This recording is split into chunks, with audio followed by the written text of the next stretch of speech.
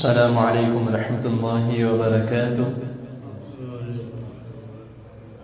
الحمد للہ وکفی وسلام علی عباده الذین اصطفى۔ اللہم صل وسلم علی نبینا محمد صلی اللہ علیہ وسلم۔ اما بعد، حضرات محترم، نبی مکرم صلی اللہ علیہ وسلم نے ہماری زندگی کے ہر گوشے گوشے میں ہماری رہنمائی فرمائی۔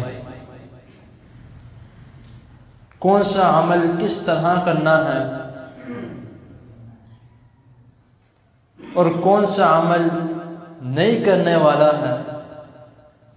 کوئی بھی چھوٹا سے چھوٹا عمل کیوں نہ ہو، رسول اللہ صلی اللہ علیہ وسلم نے ہمیں یہ بتلایا ہے کہ یہ کرنے والا ہے اور یہ نہیں کرنے والا۔ تو اب یہ ہم پر ہے کہ ہم اس رہنمائی کو حاصل کرتے ہیں یا نہیں کرتے۔ اگر ہم اس رہنمائی کو، اس ہدایت کو جو رسول اللہ صلی اللہ علیہ وسلم نے ہمیں دی ہے، تو ہمارے لیے سیدھا راستہ وہی ہے جو ہمیں جنت کی طرف لے کے جاتا ہے۔ اگر ہم اس کے مطابق نہیں چلتے تو پھر ظاہری سی بات ہے وہ برا راستہ جو ہمیں جہنم کی طرف لے کے جاتا ہے۔ یہ تمہید میں نے اس لیے باندھی ہے کیونکہ ہمارے آج کل کے معاشرے میں اور ہماری جو نیو جنریشن ہے وہ لگاتار ایک کے بعد ایک کے بعد دیگرے یہودیوں کی مشابہت بہت زور شور سے کر رہے ہیں۔ جو عمل ان کو کرتے ہوئے دیکھتے ہیں اس کو اپنانے لگ جاتے ہیں۔ جو وہ کرتے ہیں اس کو ہم ایک شوق سمجھ کے، ایک صرف اور صرف شوخی سمجھ کے اس کو ہم کرنے لگ جاتے ہیں کہ یہ پتہ نہیں کون سا عمل ہے، یہ ہمیں بھی کرنا چاہیے، جیسے ثواب کا کام ہو۔ اب جس طرح یہ پچھلے سال تقریباً ایک ٹرینڈ چلا تھا پھٹی ہوئی پینٹوں کے بارے میں کہ کبھی کہاں سے ایک سوراخ ہوا ہے، کہاں سے ایک سوراخ، کہاں سے ایک سوراخ۔ یہ کہاں سے شروع ہوا؟ یہودیوں سے شروع ہوا، چلتے چلتے ہم تک پہنچ گیا اور ہم میں ابھی تک چل رہا ہے، ان میں ختم ہو چکا ہے۔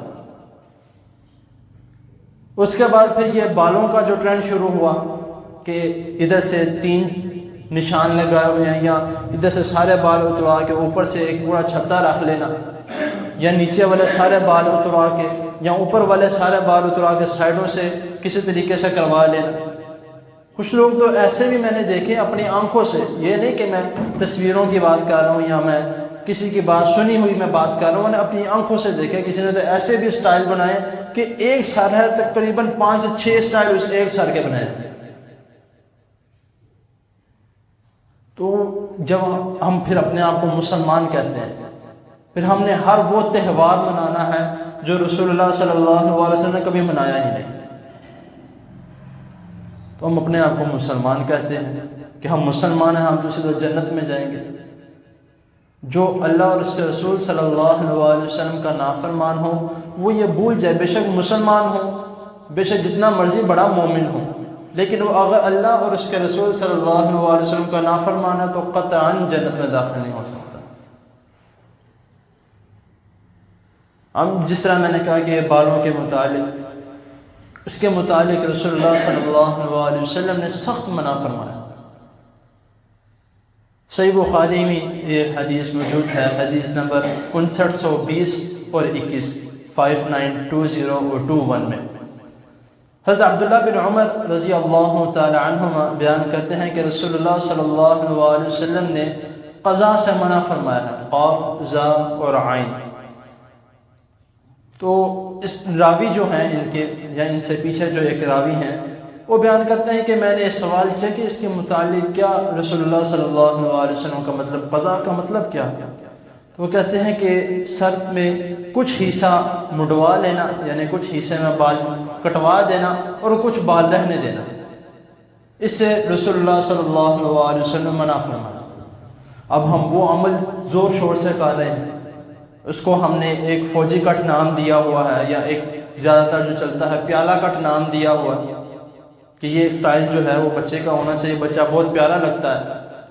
ہو سکتا ہے بچہ پیارا لگتا ہو لیکن اللہ تعالیٰ کو وہ پیارا نہیں لگتا، کیونکہ جب رسول اللہ صلی اللہ علیہ وسلم نے فرما دیا کہ یہ کام کرنا گناہ ہے، غلط کام ہے، اس طرح کا کام نہیں کرنا، تو جب ہم وہ کر رہے ہیں تو ہم کس طرح اللہ تعالیٰ کو یا رسول اللہ صلی اللہ علیہ وسلم کو پیارے لگ سکتے ہیں؟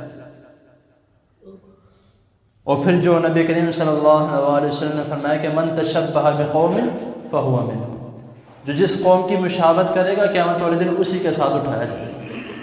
اگر رسول اللہ صلی اللہ علیہ وسلم کے طریقے کے اوپر عمل کریں گے تو انشاءاللہ قیامت والے دن رسول اللہ صلی اللہ علیہ وسلم کے ساتھ ہوں گے۔